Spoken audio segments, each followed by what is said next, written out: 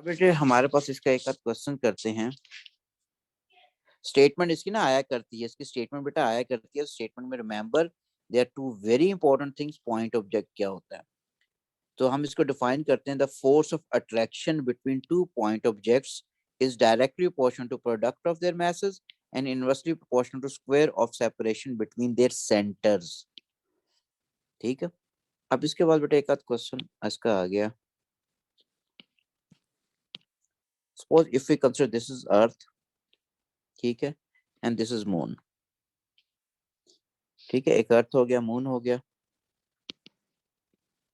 Late के radius of earth is given to us, या R ई हो गया, चलो इसको मैं कंसिडर करूं। पास्ट पेपर का क्वेश्चन है वैसे। ये मून है बेटे, ठीक है। इनके दरमियान जो सेपरेशन गिवन है इनके सेंटर से लेके, this is given to us which is 60 R E. और आर की क्या रेडियस ऑफ अर्थ है जो गिवन है, मैं कह रहा हूँ। ठीक है, आर ई की वैल्यू बेटे मुझे गिवन है which is radius of earth which is 6.4 times 10 to raise पर 6। अब जो मैसेज गिवन है हमारे पास, अर्थ का मैस गिवन है which is 6.0 5.98 होता है, 6.0 times 24 किलोग्राम्स हो गया बेटे। 2s में 6.0 लिखा जाता है। और इसकी वैल्यू एक्चुअल मैस लिख रहा हूँ मैं, एक्चुअली ये वाले 7.40 times 10 to raise पर 22 किलोग्राम हो गया। कहता है इनके दरमियान आपने ग्रेविटेशनल फोर्स निकालनी है, व्हाट इट विल, सॉरी, ठीक है। ग्रेविटेशनल फोर्स जिसे हम एफ जी नॉर्मली रिप्रेजेंट करते हैं, but not necessary to write g in the subscript, you can write simply write f भी लिख सकते हो। अब फॉर्मूला आपने अप्लाई किया बेटा, gravitational force formula is f equal to G mass of earth represent with capital M, small m which is a mass of moon, over separation between them is r e square. So if I put fg, value of g is 6.67 times 10 to raise per negative 11. Mass of हमारे पास earth is provided to us which is 6.0 times 10 to raise per 24, and mass of this object is object क्या है, moon is 7.40 times 10 to raise per 22 over separation is 60 r is 60 as such, value of r is 6.4 times 10 to raise पर 6 whole square हो गया। ठीक है, and बेटे if you attempt it further, the answer which we will get, this is 7.23 times 10 to raise पर 23 Newton. ठीक हो गया। अच्छा, अब उसके बाद बेटे नेक्स्ट पे आ गए हम लोग कि इसके अंदर री क्या है बेटे, इसको कैसे कर दूं, किया तो दिया उसको मैंने, ठीक है। अच्छा, अब बेटे नेक्स्ट में हमारे पास लर्निंग आउटकम आएगी which is the density. Density पहले मैथ पे आ जाए। मास ऑफ अर्थ लिख लें या प्लेनेट पे अप्लाई कर दें।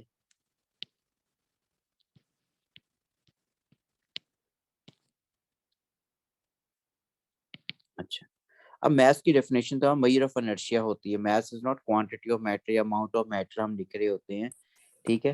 वो नहीं, इसकी डेफिनेशन डेफिनेशन बेटे इसकी है क्वांटिटी ऑफ मैटर क्या, सॉरी, मेजर ऑफ इनर्शिया की मीनिंग में आप देखते हैं। अब इसके लिए हमारे पास इसके एक्सप्रेशन फाइंड आउट करने के लिए कंसीडर दिस इज अर्थ या प्लेनेट कंसीडर कर लिया हमने, ठीक है, and this is any mass which is placed on it which is represented with small m, ठीक है। mass of earth is represented with capital M. now बेटे इसकी हमारे पास अगर हाइट देखें ना, डिस्टेंस हम हमेशा सेंटर से लेते हैं, इसका सेंटर पॉइंट की ये वाला बन रहा है, ये इसकी हाइट है,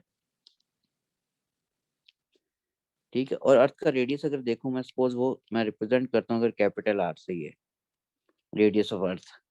अब दोनों को कंपेयर करते हो बेटे, हमारे पास हाइट को कंपेयर करते हो in comparison to radius of अर्थ, तो हाइट निग्लिजिबल आ रही है बेटे इसकी, ये हाइट है। एज की वैल्यू जो है बहुत ही कम है in comparison to radius of earth. So if you write इनमें 3 या 4 SF, तो हम एज को वैसे ही निग्लेक्ट कर देंगे, ठीक है। सो एज जो है इज नेग्लेक्टेड।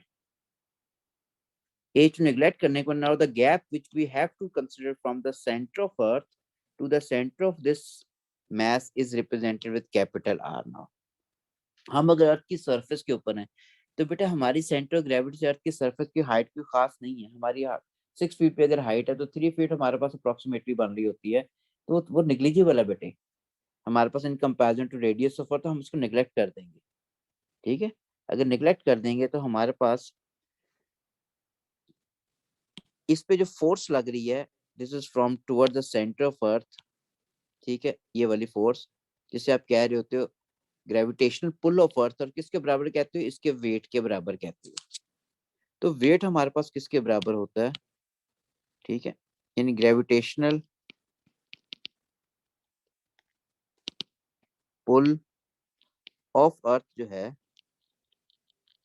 ठीक है, this is equal to weight of object के बराबर है, ठीक है। ग्रेविटेशनल फोर्स बेटा Fg हो गया, this is equal to weight gravitational force G capital M small m over r square किसके बराबर हो गया, mg के। बेटे मास जो है दोनों तरफ से कैंसिल आउट हो गया है उस ऑब्जेक्ट का। Now if you make this capital G as subject, capital M as subject, this further equal to g R square over capital G हो गया। शो दैट के साथ क्वेश्चन था 2 मार्क्स, नॉट मोर देन 2, इससे ज्यादा worth नहीं है इसकी, ठीक है। अच्छा, इसकी अगर हम वैल्यू भी बेटे यही निकाल लें, ये हमारे पास G की वैल्यू हमें डेटा पेज पे गिवन होती है 9.81।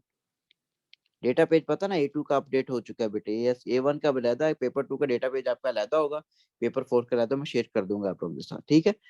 आर की वैल्यू बेटे रेडियस ऑफ अर्थ हमें गिवन होता है, क्वेश्चन के अंदर गिवन होगा 6400 किलोमीटर होता है, 6.4 टाइम्स 10⁻⁶ स्क्वायर हो जाएगा। जी की वैल्यू भी हमें डेटा पेज पे गिवन होती है, सिर्फ रेडियस ऑफ अर्थ मैं कह रहा हूँ क्वेश्चन में गिवन होगा, बाकी सारी वैल्यू डेटा पेज से उठानी है आपने। 6.67 times 10⁻⁻11। Now if you further solve it, तो हमारे पास आता है 5.98 times 10⁻24 kilograms, and if you write in 2 SF, so we can write this is 6.0 times 10⁻24 kilogram. Now if you calculated the mass of earth, from here we came to another learning outcome, density of earth. We have a having question, if I remember 17-18 का नॉम आया था, जून का density के ऊपर question भी आया हुआ। This is density of earth, या इसको किसी भी जगह प्लेनेट पे अप्लाई कर दो। अच्छा, अब डेंसिटी का फॉर्मूला क्या होता है, rho equals to m over v होता है। अच्छा, मास की वैल्यू तो बेटा ये हमने ये ऊपर की हुई है। वॉल्यूम अर्थ का कौन सा लेना है, अर्थ एक्चुअली क्या है, एलिप्सॉइड है, ओवल है, अंडे की तरह है, ठीक है। It's this radius which is equatorial radius exceed the polar radius by 21 kilometers। और हम एलिप्सॉइड का तो हम पढ़ते ही को नहीं है हमारे पास वॉल्यूम क्या कितना है, तो इसके लिए हम अज्यूम करेंगे कि अर्थ बिल्कुल क्या है, यूनिफॉर्म स्फीयर है। यूनिफॉर्म स्फीयर, स्फीयर का फॉर्मूला हमें बायो के बच्चों को भी पता होता है, 4/3 पाई आर क्यूब होता है। और दूसरी हम एक चीज इसमें अज्यूम करेंगे कि अर्थ की डेंसिटी थ्रू आउट क्या है, सेम है। Actually this is not same. जिस जगह ऑयल के डिपॉजिट्स हैं वहां डेंसिटी क्या है, कम है, और जिस जगह लेड के डिपॉजिट्स हैं हमारे पास वहां डेंसिटी ज्यादा है। तो डेंसिटी अर्थ की वेरी करती है, ठीक है।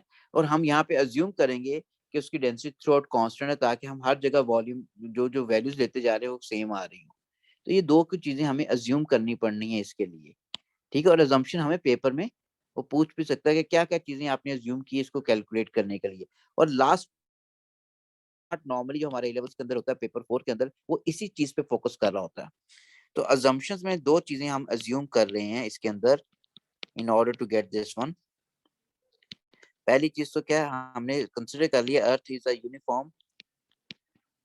Uniform sphere. ये क्यों किया, ताकि हमारे पास वॉल्यूम आ जाए स्फीयर का।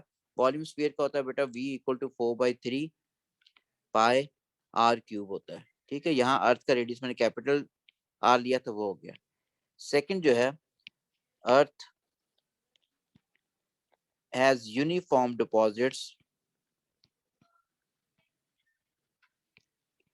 deposits throughout it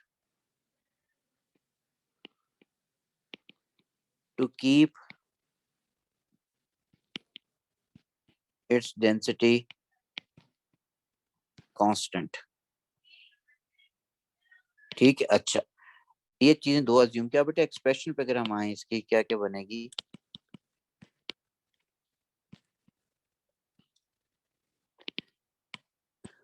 row equals to m over v, क्योंकि अर्थ का मैथ मैंने कैपिटल v से m से लिया था ये। अब बेटे हमारे पास मैथ्स ऑफ अर्थ की एक्सप्रेशन ये आ चुकी है ऊपर, g R square over G. अगर ये आ चुकी है तो I will put this one g R square over capital G. ठीक है, और डिनोमिनेटर में जो चीज आ जाएगी, this is 4/3 pi R cube. ठीक है, and if you further do it तो बेटे हमारे पास क्या हो जाएगा, दिस इज 3 ऊपर चला जाएगा और इसका स्क्वायर इसके एक टर्म से कैंसिल आउट हो रहा है, तो this further becomes 3g over 4 pi capital G R हो गया। ठीक है, अब वैल्यू इसकी क्या होगी बेटे, वैल्यू अगर इसकी निकालें हम लोग, ये डेंसिटी आ गई बेटे अर्थ की। अब वैल्यू अगर पुट करते हो, वैल्यू रो इक्वल टू 3, जी की वैल्यू 9.81 है, डेटा पे से मिल जाती है। 4 की वैल्यू पता है, पाई 3.14 होता है, जी 6.67 टाइम्स 10 टू रेस पर -11, आर इज द रेडियस। मैंने डेटा पेज पे वैल्यू नहीं गिवन होगी, क्वेश्चन में गिवन होगी 6.4 टाइम्स 10 टू रेस पर 6, और इसको सॉल्व करोगे जो भी आंसर आ जाएगा आपके पास, दिस इज इन किलोग्राम्स पर मीटर क्यूब। ठीक है, उसके बाद हम नेक्स्ट लर्निंग आउटकम पे आते हैं, gravitational field strength. Gravitational field strength, small g से जिसका आप रिप्रेजेंट करते हैं बेटे, डब्ल्यू इक्वल एम जी में जो होती है वही है। ठीक है, अच्छा अब इसकी ना कई जगह डेफिनेशन आई हुई है बेटे। अब इसकी डेफिनेशन जो आई, मैं डेफिनेशन लिखूंगा भी इसकी, क्योंकि आप गलत लिख के आ जाते हो। ग्रेविटेशनल फील्ड स्ट्रेंथ, हाँ एक तो simply if this is 1 mark question, अगर 1 नंबर का क्वेश्चन है, ऑल द फॉर्मूला ये g is equal to W equal m g, W equals to m g, if you make g as subject, this is W over m. Weight over mass बच्चन लिखा होता है, गलत नहीं है, 1 number में वो वेट ओवर मास लिख जाएगा, वेट पर यूनिट मास लिखना, वेट ओवर मास नहीं लिखना, या ratio of weight to mass भी नहीं लिखना।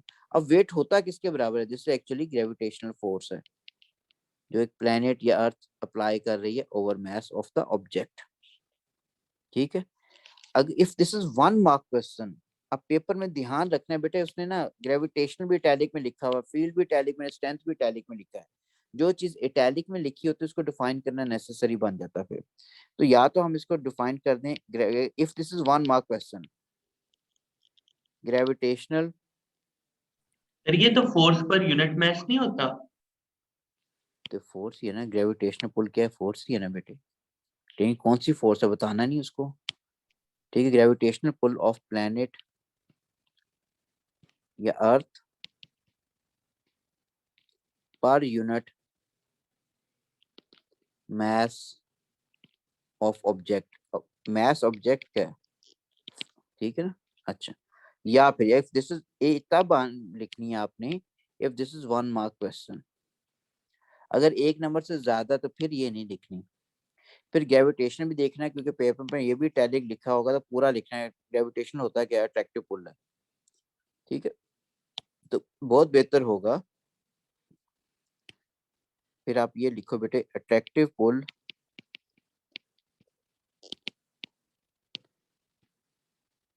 Of a planet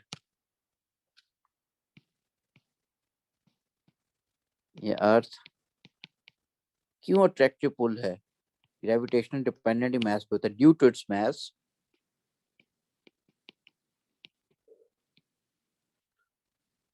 per unit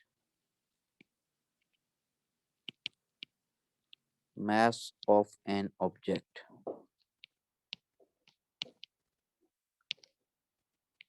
in its field।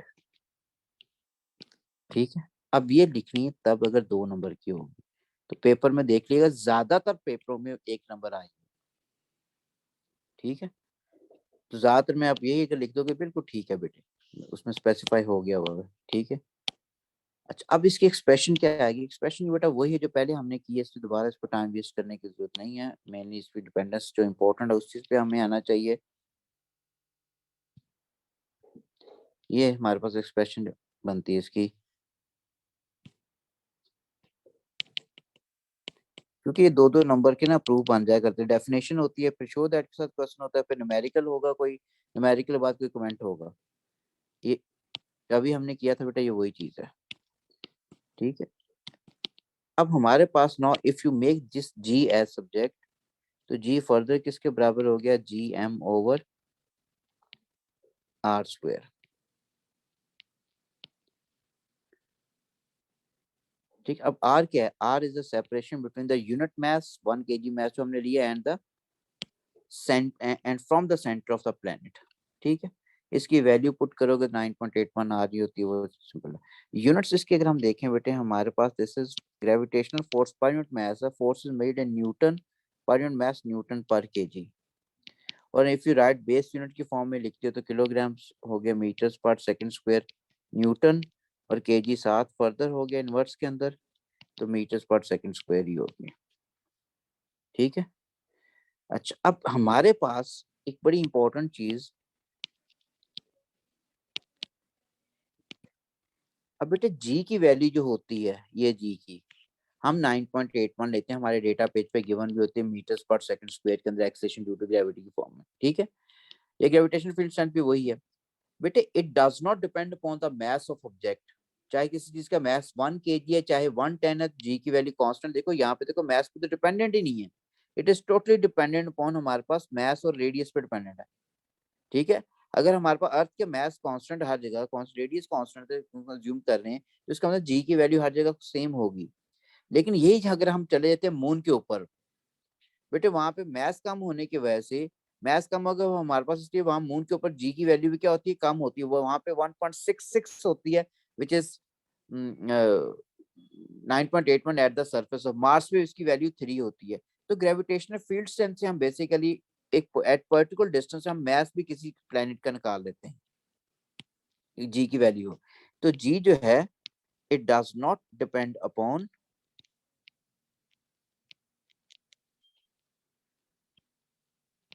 mass of object। ठीक है, but depends upon mass of planet। ठीक है, तो जी की वैल्यू वैसे मैं लिख रहा हूँ बेटे अर्थ के लिए, this is 9.81 newton per kg हम लेते हैं, and value of g at moon 1.6 newton per kg, और मार्स के लिए इसकी वैल्यू जो है 3 होती है शायद, आई एम नॉट श्योर, यही होती है। वो लेवल के क्वेश्चन में आई थी, वो ठीक ही होनी है, कैम्ब्रिज में आई थी तो ठीक ही है। फिजिकल सिग्निफिकेंस क्या, वेक्टर है, इफ दिस इज वेक्टर तो इसकी डायरेक्शन क्या होगी, this always towards the centre of, ठीक है, प्लेनेट। सेंटर ऑफ प्लेनेट क्यों, ग्रेविटेशनल फोर्स पर यूनिट मास था, इसका मतलब एक यूनिट मास को फील्ड में लेके आते हो तो जिस डायरेक्शन में वो मूव करेगा फ्रॉम लेफ्ट, वो उसकी डायरेक्शन होगी। ठीक है, यानी along which a unit mass experience a force. What does it mean? कल हमने की थी ये चीज, ठीक है। GQ 9.8 क्योंकि यूनिफॉर्म। यहाँ पे इसका मतलब if I place a unit mass which is mass is 1 kg, it was initially in state of rest, initial velocity 0, it comes into motion from its state of rest, ठीक है। जिसका मतलब इसकी डायरेक्शन ये होगी, तो ओवरऑल डायरेक्शन आपके पास ये आ गई, जबकि मास इसका कॉन्सेंट्रेट करा सेंटर में, ठीक है। ये सारे इस तरह आ गए। अच्छा, we are now having a question, जैसे स्पेसिमेन पेपर जून 2016 में क्वेश्चन आया होता, उसने ये चीज दी हुई थी। उसने क्या, आइसोलेटेड प्लेनेट है। आइसोलेटेड प्लेनेट मीन उस पर किसी और चीज की फोर्स नहीं लग रही। आइसोलेट उस पे कहते हो जो किसी और की फील्ड में ना, किसी और प्लेनेट या किसी और स्टार या किसी और चीज की वजह से उस पर कोई फोर्स ना लगे, उसे हम कहते हैं आइसोलेटेड, ठीक है। तो इसका मतलब आइसोलेटेड प्लेनेट है, इसकी फील्ड पैटर्न बनाने, फील्ड पैटर्न बच्चे ने ये बना दी। अब उसने मार्किंग की में पॉइंट लिखा हुआ है, ठीक है, कि इस लाइन को एक्सटेंड करके देखना है कि क्या वो लाइन सेंटर में से पास करी, यूनिफॉर्म उसने शो किया हुआ ना। तो आपने बेटे बनानी है इस तरह कि हमारे पास वो सेंटर, जैसे मेरी लाइन माशाल्लाह से यहाँ से अगर मैं एक्सटेंड करूँ, मोस्ट प्रोबब्ली शायद मुश्किल से पास कर रही है सेंटर से, ठीक है। अगर नहीं पास कर रही होगी ना, तो आपने पेपर में यहाँ 90 का एंगल लिख दीजिएगा, जैसे मैंने मार्क कर दिया अभी। ये मार्क कर दिया तो अंडरस्टूड होता है कि बच्चे का कॉन्सेप्ट क्लियर है, इसको फुट नहीं था, इस चीज का मार्क कैम्ब्रिज में मिल जाता है, ठीक है। अच्छा, फिर उसने यही हमें दिया हुआ है, कहता है कि क्या चेंज आएगी इन द फील्ड पैटर्न, इस पैटर्न में क्या चेंज आएगी if mass of earth is planet is kept constant, earth या planet is kept constant and its volume is reduced, volume कम कर दिया गया इसको ओवरऑल, ठीक है। क्या चेंज आएगी? आंसर बेटा इसका क्या होगा, कोई चेंज नहीं आनी। कोई चेंज ना आने का मतलब ये है, पहले ये देख लीजिएगा, ये क्या है, नॉन यूनिफॉर्म है ना, it will remain non uniform, ठीक है। लेकिन क्या होंगे, फील्ड लाइंस क्या होंगी, करीब करीब आ जाएंगी। फील्ड लाइंस करीब क्या, ये हमारे पास अगर इसको करीब छोटा कर दो, तो हमारे पास फील्ड लाइंस भी क्या होंगी, जरा करीब करीब हो जाएंगी बेटे इसकी, ठीक है। तो पैटर्न में चेंज कोई नहीं, यानी it will remain non uniform, but field lines come closer to each other, अगर उसका वॉल्यूम रिड्यूस कर दोगे, रेडियस कम कर दोगे, ठीक है। तो ये क्वेश्चन आया हुआ है पेपर के अंदर, इसलिए थोड़ा सा नोट की फॉर्म में लिख लेते हैं इसको। No change in pattern,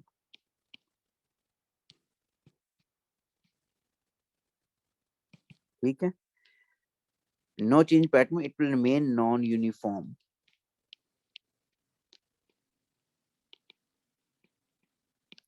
if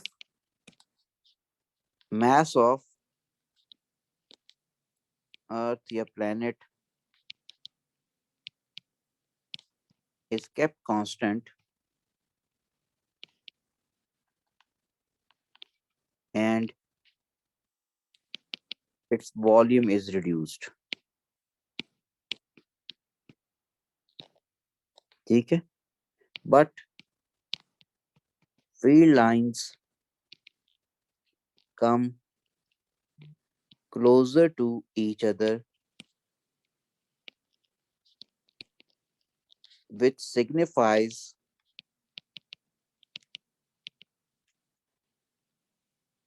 greater strength near the isolated planet, ठीक है। आइसोलेटेड प्लानिंग बस समझ, यहाँ से बेटा फील्ड लाइन बनाई, सीधी चली गई है, ये देखो। अगर किसी और की फील्ड में होता तो सीधे ना जाते, उसकी वजह से फोर्स लगी, जिस तरह फिर वो काम होता कि जिस तरह प्रोजेक्टाइल पाथ में चीज मूव करती है। ये तो अब आते हैं कि हमारे पास ये डिपेंडेंस इसकी किस पे है, जी की वैल्यू किन किन फैक्टर्स पे डिपेंडेंट है, डिपेंडेंस इसकी।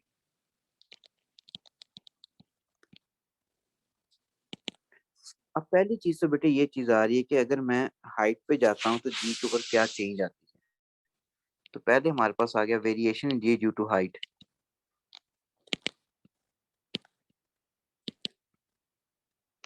ड्यू टू यहाँ पे हाइट पे।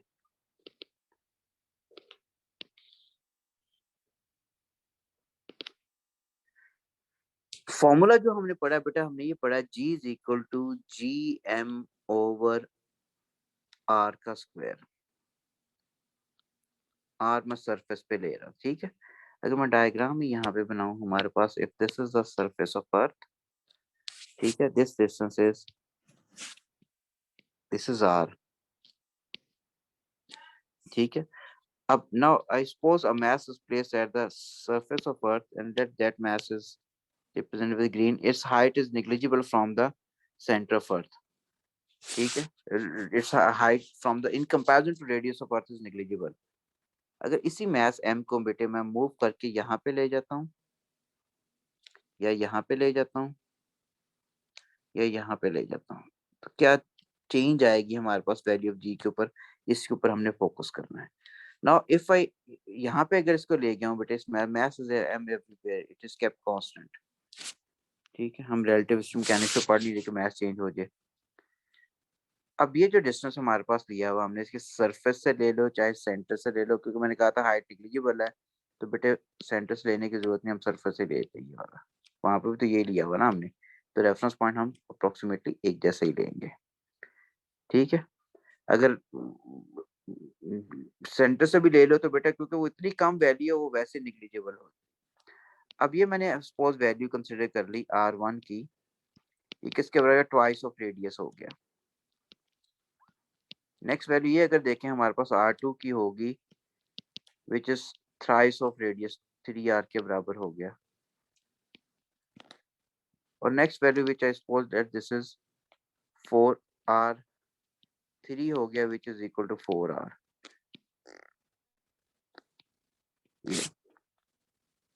ठीक है, अब हमने डिफरेंट हाइट्स के ऊपर ये चीज देखनी है कि क्या क्या चेंज आती है, क्या वेरिएशन आती है सरफेस पे, क्या और वैसे। अब सरफेस वाली तो हमने की हुई है पहले भी बेटे, डायरेक्ट। अच्छा, बात को बच्चों को समझ नहीं आ रही होती, पहले मैं देख लूं कि सारा एट सरफेस क्या होगा, of planet, surface of planet, value of g at the surface, s for surface लिख रहा हूँ बेटे। हमारे पास फॉर्मूला हमने पढ़ा g s G M over are का स्क्वायर, ये पहली कोई है हमारे पास। और एट हाइट पे देखें, या हाइट के ऊपर value of g at height जिसे लिखेंगे value of g at height, बेटे ये फॉर्मूला बनना है, वहां G M over small r लिख देंगे। स्मॉल आर को मैंने variable r1 r2 r3 format में लिया हुआ है। अब इन्हीं की अगर आप रेशियो लेते हो, क्यों रेशियो लें, ताकि चीजें कैंसिल आउट हो जाए, हमारे पास मेन वेरिएबल्स आ जाए, ठीक है। अगर डिवाइड कर दूं 2/1 इन टर्म्स लिखना ना मैंने, तो value of g at height over value of g at surface equals to G M over are square over G M over are का स्क्वायर। अब ये फैक्टर जो कैंसिल हो गया बेटे, ये वाला, फर्दर हमारे पास क्या रहेगी, value of g at height over value of g at surface equals to capital R square, ऊपर चला गया, ओवर स्मॉल आर स्क्वायर। या हमने value of g at height देखनी है, this is g s times R square over small r square. अब बेटे R की वैल्यू, इस आर की वैल्यू पुट करो, आर पुट करो, फिर क्या आता है, फिर 2r पुट करो, फिर 3r पुट कर, फिर 4r पुट करके अगर आप देखते हो तो आंसर बनता क्या है। अब वैसे भी देखो value of g, sorry, value of g हमारे पास अगर कंसिडर करते हो, न्यूमरेटर में जो एक्सप्रेशन आ रही है, value of g at the surface which is constant having a value of 9.81 for the earth and radius of earth is also constant, ठीक है। तो यहाँ पे ओवरऑल फैक्टर ये क्या हो गया, कांस्टेंट हो गया, तो जी एच किस पे डिपेंडेंट हो गया, इनवर्सली ऑन आर स्क्वायर। तो हम फर्दर लिख सकते हैं, this numerator is constant over are square. So it means value of g at height जो है, it is depending directly on 1 over r square. So we can write therefore value of g decreases by following inverse square relationship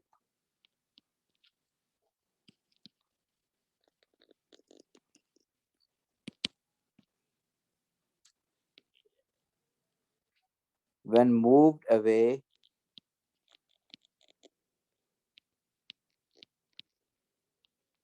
from surface of planet.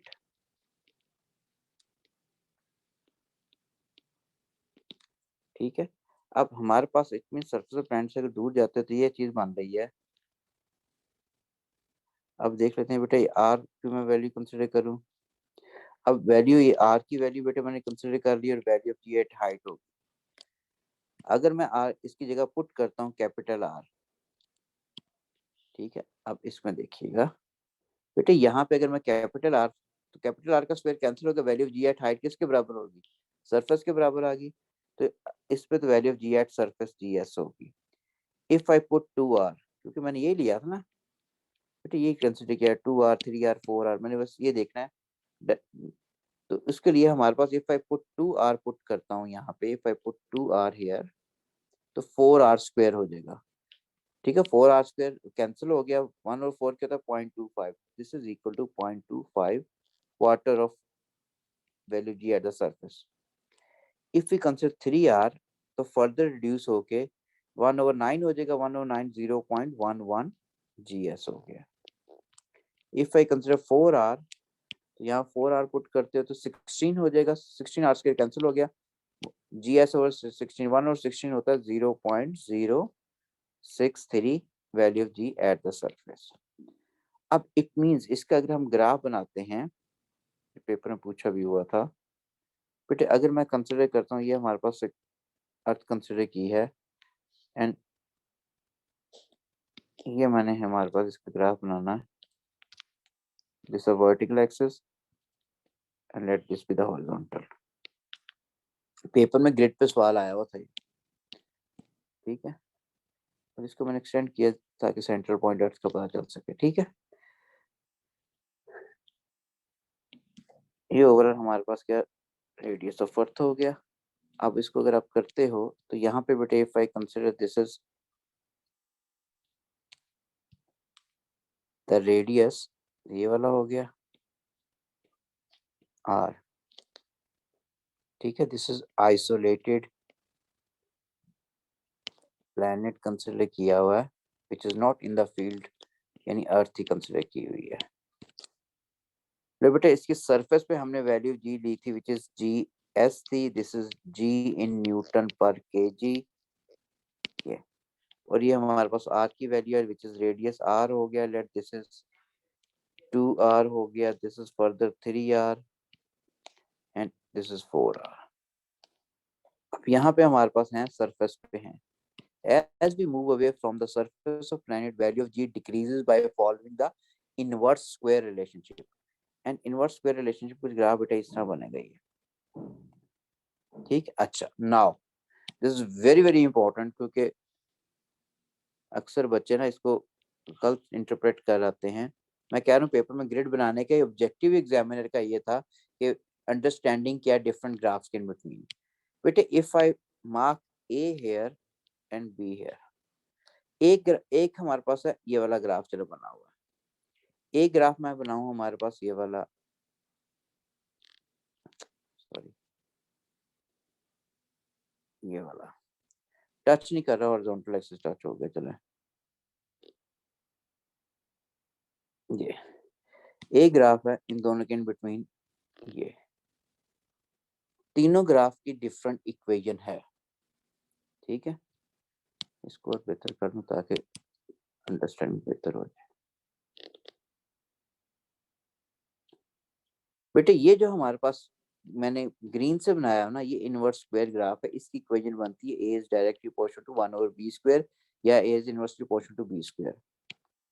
Second जो है ये inverse graph है, a is sorry sorry ये जो graph ये कौन सा red colour किया है जो बनाया, ये एक्सपोनेंशियल ग्राफ है, e is equal to minus b, इसकी इक्वेशन बनेगी। ये आपका हाफ लाइफ का जो ग्राफ बनता है ये वो वाला ग्राफ है, या attenuation of x rays in matter या अटेन्युएशन ऑफ अल्ट्रासाउंड मैटर का जो ग्राफ बनता है वो एक्सपोनेंशियल था ना, वो वाली ग्राफ बनता है। और ये तीसरी जो ग्राफ है ये आपको बेटे a is inversely proportional to b, ठीक है, यानी कि आपका जो बॉल्स लॉ का ग्राफ होता है वो ये होता है, ठीक है। तो इसमें शुरू में देखो चेंज मैंने काफी ज्यादा लाया हूं, देखो आर से लेकर टू आर तक चेंज कितनी ज्यादा होगी बेटा, इतनी ज्यादा चेंज आएगी। लेकिन फिर टू आर से थ्री आर तक जो चेंज है बेटे वो देखो काफी कम है, थ्री आर से फोर आर चेंज फिर और क्या होगी, और कम होगी। लेकिन सिग्निफिकेंट चेंज आ रही है इसके अंदर आर से लेकर टू आर तक, यानी अर्थ की सरफेस से ट्वाइस ऑफ रेडियस ऑफ अर्थ किया है, तो इतनी ज्यादा चेंज आ रही है। सरफेस ऑफ अर्थ पे वैल्यू ऑफ जी देखो 9.81 है, और 9.81 को अगर मैं मल्टीप्लाई कर देता हूँ इसके 0.25 के साथ, तो मेरे पास वैल्यू आई थी हमारे पास 2.24। तो 9.81 से 2.24 वैल्यू जो आ रही है मेरे पास, वो ठीक ठाक सिग्निफिकेंट बेटे चेंज है, ठीक है, वो चेंज जो है ठीक ठाक सिग्निफिकेंट है। तो इसका मतलब है हमारे पास जितना हम अर्थ से दूर जाते जाते हैं या किसी प्लैनेट से दूर जाते जाते हैं, तो जी की वैल्यू क्या है उसकी, डिक्रीज कर रही होती है उसकी, by following inverse square relationship. अच्छा, अब हमारे पास what if we move inside the Earth, Earth के अंदर जाते हैं, तो अर्थ के अंदर हमारे पास is not longer part of our syllabus. तो अर्थ के अंदर बेटे अगर जाएं तो जी की वैल्यू फिर क्या होती है, वो डिक्रीज करना शुरू कर देती है, ठीक है। मे भी मैं कोई नोट्स जो आपको भेजे होंगे कल मैंने, उसके अंदर वर्थ का वाला भी करवाया, क्योंकि गर्मियों की छुट्टियों के अंदर बात को मैं बता दिया करता हूँ, उसके के बाद में आपने पेपर्स देने होते हैं उसके एमडी कैट वगैरह के, उसके लिए बेहतर होता है बच्चे को बता दिया जाए। तो हमारे पास उसमें बताया भी होता है मैंने, और शायद प्रूव भी किया होता है। यहाँ पे बस अभी सिंपली याद करो, पर सिलेबस में नहीं तो there is no need to do it then. हमारे पास when you are eight the surface of अर्थ, तो जी की वैल्यू मैक्सिमम है। when you move from the surface and by gaining height, तो g की वैल्यू डिक्रीज करेगी by following inverse square relationship। अच्छा, what if you move from the surface of earth toward the center of earth? अब centre of अर्थ पे हमारे पास क्या है, टोटली लावा है, मोल्टन फॉर्म है, क्योंकि वहां पे फोर्सेस बड़ी वीक है, पार्टिकल्स रैंडमली मूव करते जा रहे हैं, ठीक है। तो वहां पे वैसे भी हमारे पास हम मैथमेटिक भी प्रूव कर देते हैं बेटा, जी की वैल्यू डिक्रीज करती है, यहाँ से अगर अर्थ के सेंटर की तरफ जाते जा रहे हो कम होती जा रही है, सेंटर पे जाके जी की वैल्यू क्या होती है, जीरो होती है, ठीक है। सो वैल्यू जी की वैल्यू सेंटर में अगर जीरो है, तो इसका मतलब मैं सेंटर से अगर अर्थ के सरफेस तक बनाऊं तो मेरे पास कुछ ये ग्राफ आता है बेटे, यानी जी जो है डिपेंडिंग डायरेक्टली ऑन आर आ रहा है, ठीक है। अब इसकी हमारे पास क्या है डिटेल, कोई सिलेबस में नहीं है, नॉट इन सिलेबस में लिख दूं या फिर वैसे समझा दिया मैंने आपको, ठीक है। प्रूफ करने की अभी जरूरत नहीं। So it mean value of g maximum कहाँ होती है, सरफेस पे होती है। अर्थ के सेंटर में जाते हैं अगर हम किसी कुएं के अंदर, इस वेल के अंदर, तो जी की वैल्यू डिक्रीज करती है, अर्थ से दूर जाते हैं तो फिर फर्दर डिक्रीज करती है। अंदर डिक्रीमेंट जो है लीनियर है, बाहर जो है नॉन लीनियर है, it follows the inverse square relationship, ठीक। अच्छा, ये तो एक एक एक मैंने बताई, दूसरी मैंने वैसे ही बता दी, आपका सिलेबस में है नहीं है। लेकिन what if earth is revolving about its axis, ठीक है, अर्थ अगर रिवॉल्व करती है तो हमारे पास इसका मतलब उसकी उसकी रोटेशन की वजह से कोई जी के ऊपर फर्क आता ही नहीं आता। सो नेक्स्ट हमारे पास आ गई dependence, this is a variation in g due to rotation of earth. A rotation of earth mean, in other words, this is actually a spinning effect of earth about its axis. Variation in g due to spinning effect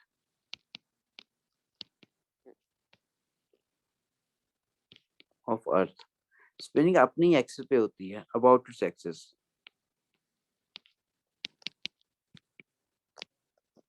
या rotation of earth लिख लो इसको चाहे, तो paper में rotation का word use होता है, rotation of earth.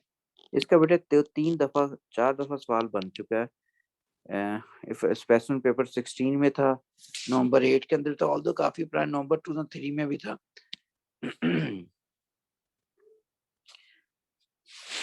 यानी अर्थ पे, यानी कि हमारा एक तो अर्थ रोटेट कर रही होती है ना अराउंड द सन, एक अपने एक्सिस पे भी तो रोटेट करती है ना, तो ये अपने एक्सिस पे रोटेट कर रही है, उसकी बात हो रही है, ठीक है। इसमें हम सन की फॉर्मेशन को हम देखेंगे भी नहीं। अब हमारे पास अगर कंसिडर किया ये अर्थ है, ठीक है, इसका मैं सेंट्रल एक्सिस अगर मैं लूँ नॉर्थ पोल से, हमारे पास कुछ ये वाला बनता है, ये इसका सेंट्रल एक्सिस हो गया समझाने के लिए। अच्छा, अब हमारे पास अगर कोई भी मैस यहाँ पे है, ये इक्वेटर वाला रीजन हो गया, ये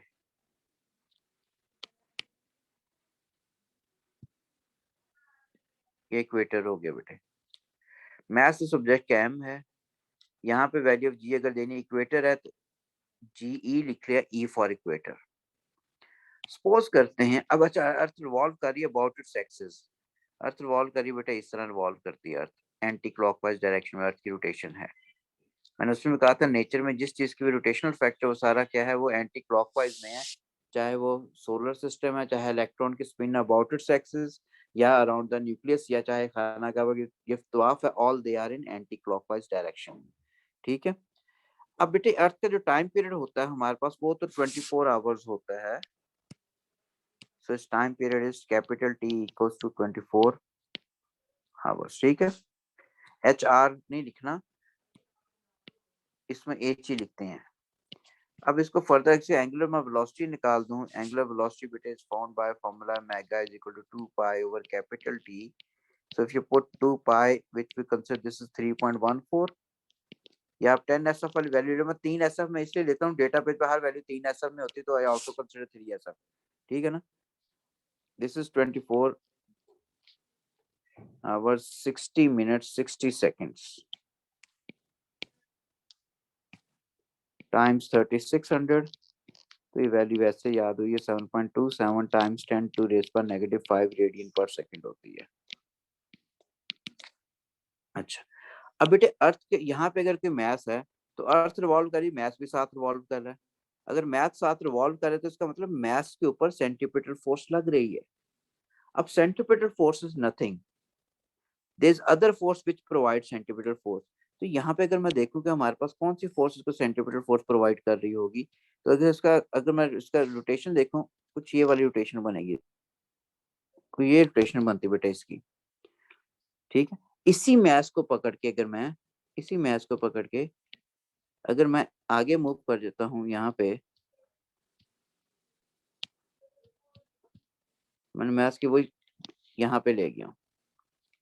अब अर्थ तो अपने एक्सिस के गिर्द रिवॉल्व कर रही है ना, ये एक्सिस है, तो इसका मतलब यहाँ पे भी अगर होगा तो यहाँ पे भी अर्थ के गिर्द रिवॉल्व करेगा, ये अर्थ के गिर्द रिवॉल्व करेगा, तो ये चीज ही बननी है दोबारा, ये चीज बनेगा अर्थ के सेंट्रल एक्सिस, देखो ये डिस्टेंस बनना है इसका। जीई क्या है? Value of g at equator, equator पे जो जी की वैल्यू है ना उसको जी ले रहा हूँ। ठीक है। इस मैथ को बेटा अगर मैं यहाँ ले गया था, यहाँ पे, अब यहाँ पे भी ले गया हूँ, पहले अगर मैथ्स यहाँ पे तो सन कह रहा हूँ, अर्थ के गिर इस तरह रिवॉल्व करता जा रहा है, इस तरह अर्थ के साथ साथ ये एंटी क्लॉकवाइज में। इसी मैच को पकड़ के मैं यहाँ पे ले गया हूँ, तो अभी भी तो अर्थ के साथ है, क्योंकि अर्थ का सेंट्रल एक्सिस जिसकी गिर्द रिवॉल्व कर रही है अर्थ ये है, यहाँ पे भी रिवॉल्व करेगा। ठीक है। इसका मतलब यहाँ पे भी सेंट्रीपिटल फोर्स लग रही है। मूव करते करते अगर मैं इसको पकड़ के इस जगह पे ले गया हूँ, यहाँ पे ये कौन सी चीज आ गई, पोल आ गया बेटे। यहाँ पे जाके वैल्यू ऑफ जी क्या होगी, वो कोई सेंट्रीपिटल फोर्स नहीं लग रही है इस पे। सेंट्रीपिटल फोर्स क्यों नहीं लग रही, ये थोड़ा सा एक कॉन्सेप्ट सुन लीजिएगा बेटा। ये हमारे पास वो जो मैरी गो राउंड झूला होता है, ये दरमियान में पोल होता है बेटा उसका। ठीक है। ऊपर हमारे पास क्या होता है, ये उन्होंने, और नीचे भी हमारे पास इस तरह प्लैंक होता है, विच इज नॉर्मली क्या, which is made of wood actually. अगर झूले लिए छोटे थे आपने, हमारे पास this always made of wood का होता है। वुड का इसलिए लेते हैं, वुड की कोफिशिएंट ऑफ फ्रिक्शन की वैल्यू ज्यादा, वुड पे चीजें स्लिप नहीं करती हैं, वुड पे चीजें स्लिप नहीं करती, इसलिए हमने ये वुड का बनाया होता है। ये होगी। और यहाँ पे डिफरेंट रॉड्स लगे होते हैं जिसने होल्ड करके रखा होता है इस प्लैंक को उसके साथ, इस तरीके से, इस तरह मैंने शो कर दी है। और ये हमारे पास चीज क्या अर्थ में फिक्स की होती है ये। अब सपोज करो बेटे, अगर एक किड यहाँ बैठा, एक बच्चा यहाँ बैठा हुआ है, ऑल द वेट तो उसका नीचे लग रहा है ना, डाउनवर्ड लग रहा है, अर्थ पुल कर रही, इसमें सेंटीपिटल फोर्स की डायरेक्शन क्या होती है, ये वाली होती है। अब सेंटीपिटल फोर्स का फॉर्मूला हमने क्या पढ़ा हुआ है, m r omega square. mass of this child is constant, omega is also constant, 2 pi capital T होता है।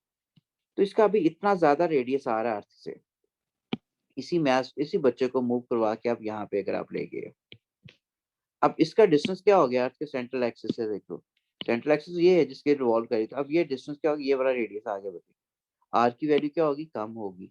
अगर बेटे अगर आर की वैल्यू कम होगी तो सेंट्रीपिटल फोर्स भी कम होगी। मूव करते करते यही अगर बच्चा जाके यहाँ पे बैठ जाता है, यहाँ पे, तो इस पे सेंट्रीपिटल फोर्स क्या हो जाएगी, जीरो हो जाएगी। क्यों, आर ही जीरो हो गया, आर जीरो हो गया। अब अगर मैं देखूं यहाँ पे वेट कहाँ इसका लग रहा है, आप कहोगे वेट तो सर डाउनवर्ड लग रहा है, यहाँ एम जी, यहाँ पे भी क्या लग रहा है, एम जी लग रहा है, यहाँ पे वही एम जी लग रहा है, वेट तो हर जगह लगता है, लेकिन सेंटीमीटर फोर्स की वैल्यू कम होगी। इसका मतलब यहाँ सेंटीमीटर फोर्स एफ सी से लिख रहा हूँ, यहाँ ज्यादा थी, ठीक है, यहाँ सेंटीमीटर फोर्स क्या होगी, वो कम होगी है। क्यों कम होगी है, कि रेडियस जो है सेंट्रल एक्सिस से सेम कम हो गया है, और यहाँ सेंटीमीटर फोर्स क्या होगी, दिस इज जीरो होगी है, क्योंकि रेडियस की वैल्यू जीरो हो गया from the central axis of earth, omega and डब्ल्यू दे आर कांस्टेंट।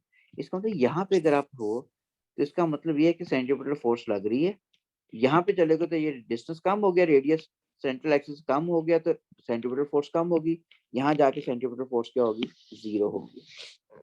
इसका मतलब यहाँ पे सेंटीमीटर फोर्स मैक्सिमम थी when you are at equator, and when you move from equator towards pole, g p mean value of g at poles, ठीक है, वो decrease कर गई।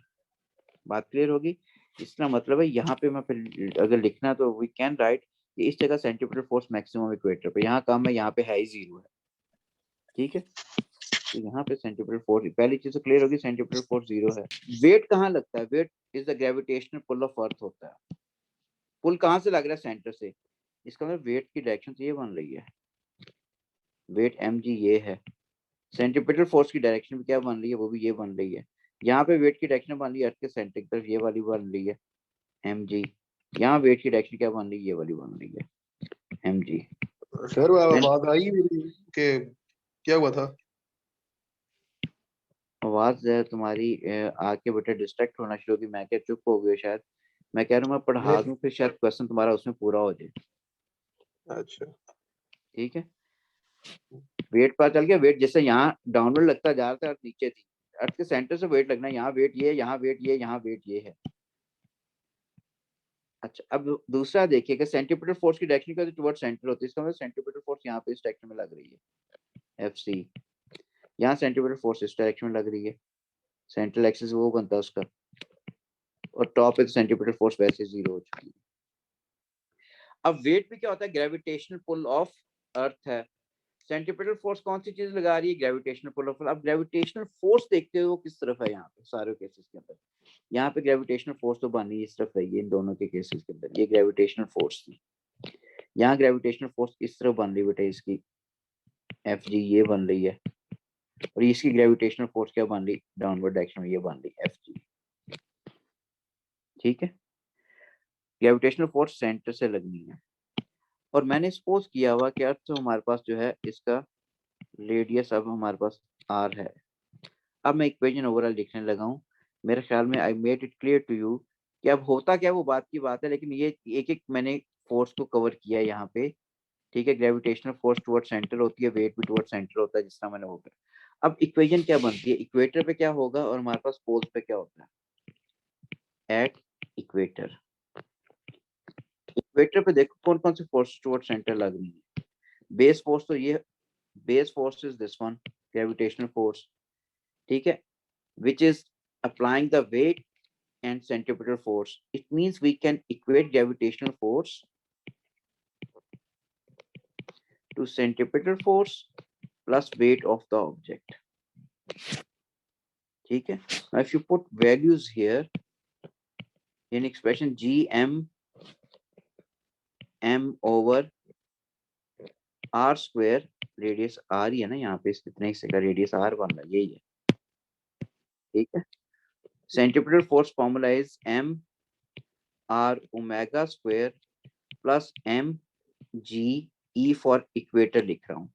Now mass is cancelling out from all expressions थी, तो हमारे पास बेटे फर्दर किसके बराबर हो गया, GM over R square minus R square R omega square equal to value of G at equator. ये पहली एक्सप्रेशन आ गई। अब मैं पोल के ऊपर देख लूं,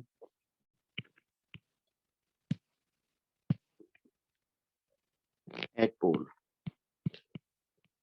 पोल्स के ऊपर बेटा सेंटीमीटर फोर्स 0 होती है, सेंटीमीटर फोर्स यहाँ पे 0 है। अगर सेंटीमीटर फोर्स, क्योंकि ड्यू टू 0 डिस्टेंस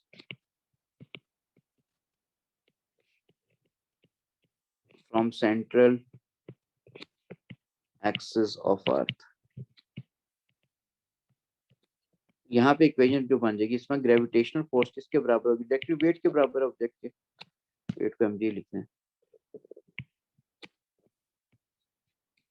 अब पुट करते हो, this is GMM over R square, ये तो R स्क्वायर ही होगा ना, ये डिस्टेंस आ रहा है बेटा यहाँ से लेके, सॉरी यहाँ से लेके यहाँ तक, ये इसी के बराबर है, capital R square equals to MGP for pole लिख रहा हूँ। अब ये कैंसिल आउट हो गया मैथ दोनों तरफ से, वैल्यू ऑफ G एट पोल किसके बराबर होगी, simply GM over R square, this is second equation. अच्छा, अब ये वाली वैल्यू जो है GP की value which is GM over R square, इसकी जगह बेटे आप पुट कर दो, ठीक है। अगर पुट करें 2 into 1 तो क्या होगा, value of G at pole जो है minus R omega square equal to GE होगी, ठीक है। या फिर बात कर नहीं बच्चों को आ रहा हो तो GP को आप सब्जेक्ट में लो, value G plus R omega square हो गया। क्या रिजल्ट निकल रहा है बेटे, ये रिजल्ट निकला है, जो भी G की वैल्यू है एट इक्वेटर, जो भी G की वैल्यू है एट इक्वेटर, उसमें R omega square add up हो रहा है, ऐड अप हो रहा है। जब दो वैल्यू ऐड अप होती है तो इसका मतलब G की वैल्यू जो पोल पे होगी वो ग्रेटर होगी। तो रिजल्ट हम ये निकाल रहे हैं यहाँ से कि वैल्यू ऑफ G जो है at pole, this is greater than value of G at equator. Value of G at pole जो है this is greater than value of G at equator. तो इसमें हमने ये रिजल्ट प्रूव कर दिया ऑटोमेटिकली भी, पोल के ऊपर G की वैल्यू क्या होती है, हमेशा ज्यादा होती है, वैल्यू G एट इक्वेटर कम होती है। लेकिन हम वैल्यू ऑफ G क्या लेते हैं, हम तो कांस्टेंट लेते हैं 9.81। इट मींस वो सारी वैल्यू 9.791 इस तरह चलती जा रही होती है एंड तक, हमारे पास हर जगह डिफरेंट है। यहाँ पे 9.7 कुछ आ रही होती है, 9.82 के करीब आ रही होती है, करते करते बेसिक 9.81 पे आ जाती है। सारों की एवरेज वैल्यू ले रही होती है, ठीक है, सारे फैक्टर कंसिडर करके।